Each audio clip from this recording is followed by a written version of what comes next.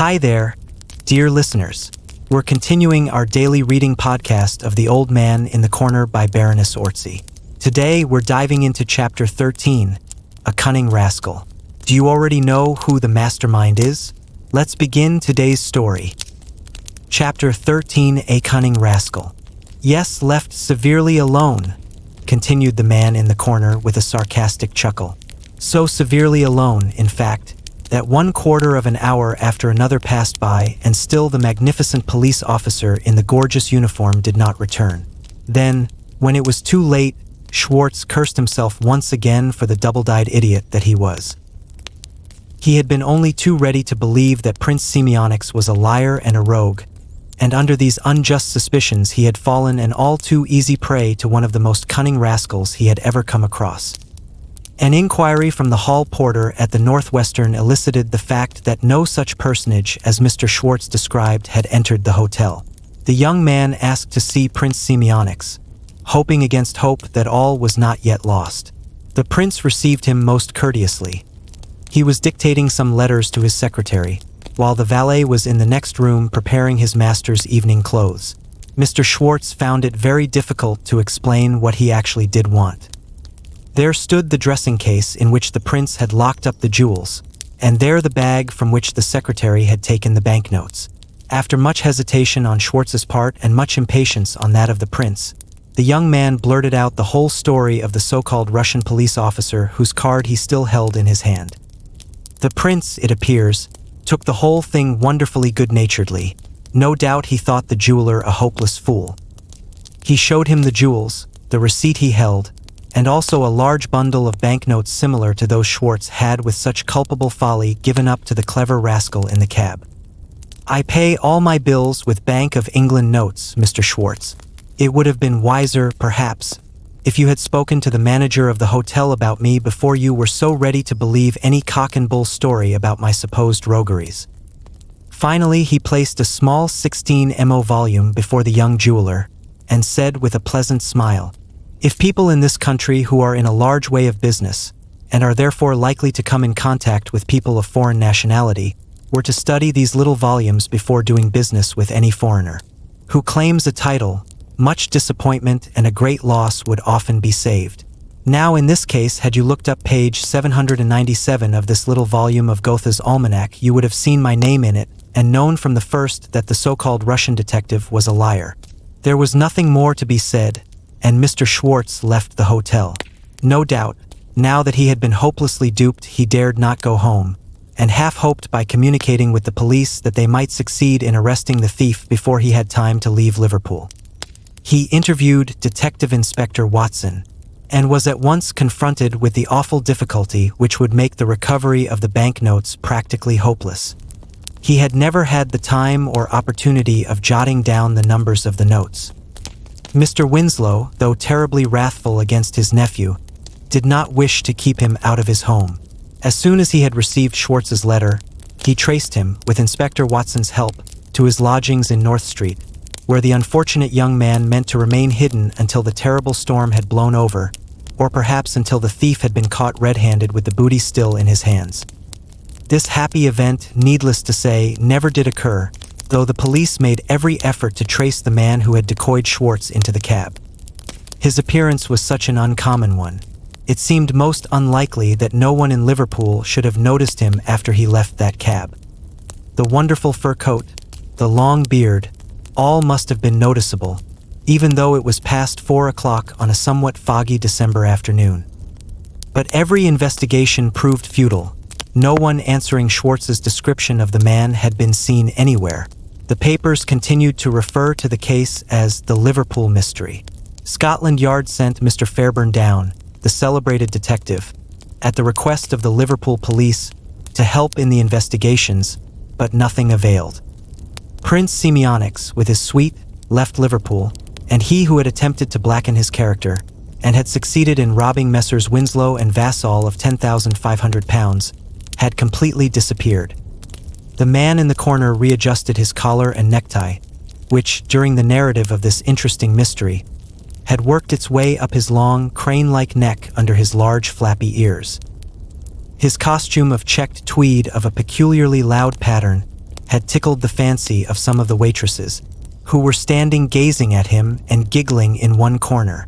This evidently made him nervous. He gazed up very meekly at Polly, looking for all the world like a bald-headed adjutant dressed for a holiday. Of course, all sorts of theories of the theft got about at first. One of the most popular, and at the same time most quickly exploded, being that young Schwartz had told a cock-and-bull story, and was the actual thief himself. However, as I said before, that was very quickly exploded, as Mr. Schwartz Sr., a very wealthy merchant, never allowed his son's carelessness to be a serious loss to his kind employers. As soon as he thoroughly grasped all the circumstances of the extraordinary case, he drew a check for £10,500 and remitted it to Messrs. Winslow and Vassall. It was also high-minded. All Liverpool knew of the generous action, as Mr. Winslow took care that it should, and any evil suspicion regarding young Mr. Schwartz vanished as quickly as it had come. Then, of course, there was the theory about the prince and his suite, and to this day I fancy there are plenty of people in Liverpool and also in London who declare that the so-called Russian police officer was a Confederate. No doubt that theory was very plausible, and Messrs. Winslow and Vassall spent a good deal of money in trying to prove a case against the Russian prince. Very soon, however, that theory was also bound to collapse. Mr. Fairburn, whose reputation as an investigator of crime waxes in direct inverted ratio to his capacities, did hit upon the obvious course of interviewing the managers of the larger London and Liverpool agents to change. He soon found that Prince Semyonix had converted a great deal of Russian and French money into English banknotes since his arrival in this country. More than £30,000 in good solid, honest money was traced to the pockets of the gentleman with the 16 quarterings. It seemed, therefore, more than improbable that a man who was obviously fairly wealthy would risk imprisonment and hard labor, if not worse, for the sake of increasing his fortune by £10,000. However, the theory of the prince's guilt has taken firm root in the dull minds of our police authorities.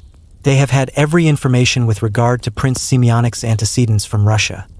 His position, his wealth, have been placed above suspicion, and yet they suspect and go on suspecting him or his secretary. They have communicated with the police of every European capital, and while they still hope to obtain sufficient evidence against those they suspect, they calmly allow the guilty to enjoy the fruit of his clever roguery. "The guilty," said Polly. "Who do you think? Who do I think knew at that moment that young Schwartz had money in his possession?" he said excitedly, wriggling in his chair like a jack-in-the-box. Obviously someone was guilty of that theft who knew that Schwartz had gone to interview a rich Russian, and would in all probability return with a large sum of money in his possession. "Who indeed, but the prince and his secretary?" she argued. "But just now you said.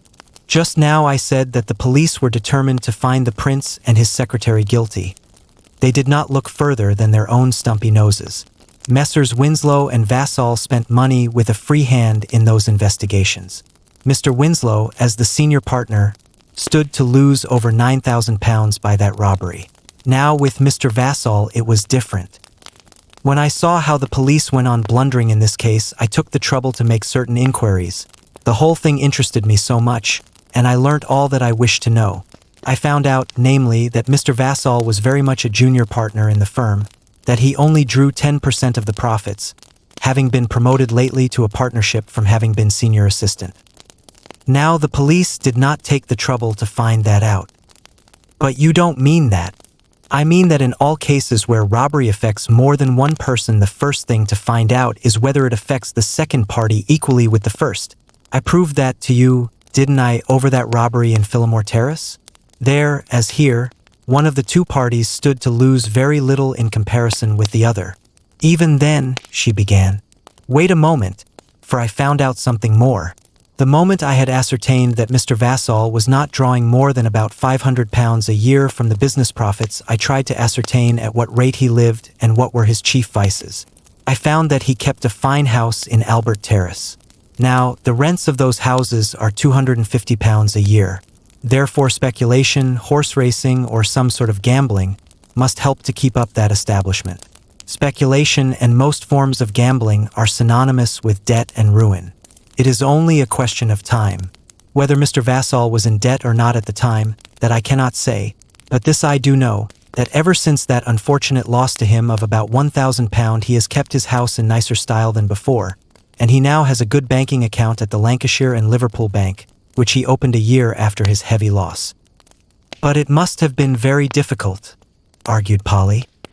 What he said, to have planned out the whole thing? For carrying it out was mere child's play. He had 24 hours in which to put his plan into execution. Why, what was there to do? Firstly, to go to a local printer in some out-of-the-way part of the town and get him to print a few cards with the high-sounding name. That, of course, is done while you wait. Beyond that there was the purchase of a good second-hand uniform, fur coat, and a beard and a wig from a costumier's. No, the execution was not difficult. It was the planning of it all, the daring that was so fine. Schwartz, of course, was a foreigner. He had only been in England a little over a fortnight. Vassall's broken English misled him. Probably he did not know the junior partner very intimately. I have no doubt that but for his uncle's absurd British prejudice and suspicions against the Russian prince, Schwartz would not have been so ready to believe in the latter's roguery. As I said, it would be a great boon if English tradesmen studied Goethe more. But it was clever, wasn't it? I couldn't have done it much better myself. That last sentence was so characteristic. Before Polly could think of some plausible argument against his theory he was gone, and she was trying vainly to find another solution to the Liverpool mystery. Well, prejudice and doubt can sometimes blind us, right? Now, let's dive into the next mystery. Are you ready? Chapter 14, The Edinburgh Mystery. The man in the corner had not enjoyed his lunch. Miss Polly Burton could see that he had something on his mind, for even before he began to talk that morning, he was fidgeting with his bit of string and setting all her nerves on the jar. "Have you ever felt real sympathy with a criminal or a thief?" he asked her after a while. "Only once, I think," she replied. "And then I am not quite sure that the unfortunate woman who did enlist my sympathies was the criminal you make her out to be." "You mean the heroine of the York mystery?" he replied blandly. "I know that you tried very hard that time to discredit the only possible version of that mysterious murder, the version which is my own. Now I am equally sure that you have at the present moment no more notion as to who killed and robbed poor Lady Donaldson in Charlotte Square, Edinburgh, than the police have themselves, and yet you are fully prepared to pooh-pooh my arguments, and to disbelieve my version of the mystery. Such is the lady journalist's mind. If you have some cock-and-bull story to explain that extraordinary case," she retorted, "of course I shall disbelieve it. Certainly, if you are going to try and enlist my sympathies on behalf of Edith Crawford, I can assure you you won't succeed." "Well, I don't know that that is altogether my intention. I see you are interested in the case, but I dare say you don't remember all the circumstances. You must forgive me if I repeat that which you know already. If you have ever been to Edinburgh at all, you will have heard of Graham's Bank, and Mr. Andrew Graham, the present head of the firm, is undoubtedly one of the most prominent notabilities of modern Athens. The man in the corner took 2 or 3 photos from his pocketbook and placed them before the young girl. Then, pointing at them with his long bony finger, that he said, "Is Mr. Elphinstone Graham, the eldest son, a typical young Scotchman, as you see, and this is David Graham, the second son." Polly looked more closely at this last photo, and saw before her a young face, upon which some lasting sorrow seemed already to have left its mark. The face was delicate and thin, the features pinched, and the eyes seemed almost unnaturally large and prominent. "He was deformed," commented the man in the corner in answer to the girl's thoughts, "and as such an object of pity and even of repugnance to most of his friends. There was also a good deal of talk in Edinburgh society as to his mental condition. His mind, according to many intimate friends of the Grahams, being at times decidedly unhinged. Be that as it may, I fancy that his life must have been a very sad one. He had lost his mother when quite a baby, and his father seemed, strangely enough, to have an almost unconquerable dislike towards him. Everyone got to know presently of David Graham's sad position in his father's own house, and also of the great affection lavished upon him by his godmother, Lady Donaldson, who was a sister of Mr. Graham's. She was a lady of considerable wealth, being the widow of Sir George Donaldson, the great distiller, but she seems to have been decidedly eccentric. Latterly, she had astonished all her family, who were rigid Presbyterians, by announcing her intention of embracing the Roman Catholic faith, and then retiring to the convent of St. Augustine's at Newton Abbot in Devonshire. She had sole and absolute control of the vast fortune which a doting husband had bequeathed to her. Clearly, therefore, she was at liberty to bestow it upon a Devonshire convent if she chose. But this evidently was not altogether her intention. I told you how fond she was of her deformed godson, did I not? Being a bundle of eccentricities, she had many hobbies, none more pronounced than the fixed determination to see, before retiring from the world altogether, David Graham happily married. Now it appears that David Graham, ugly, deformed, half-demented as he was, had fallen desperately in love with Miss Edith Crawford, daughter of the late Dr. Crawford of Prince's Gardens. The young lady, however, very naturally perhaps, fought shy of David Graham, who, about this time, certainly seemed very queer and morose, but Lady Donaldson, with characteristic determination, seems to have made up her mind to melt Miss Crawford's heart towards her unfortunate nephew.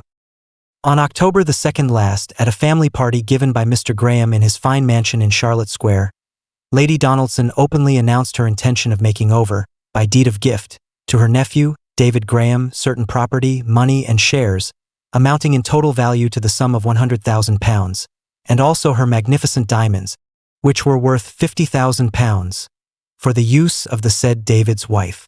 Keith Macfinlay, a lawyer of Princes Street, received the next day instructions for drawing up the necessary deed of gift, which she pledged herself to sign the day of her godson's wedding.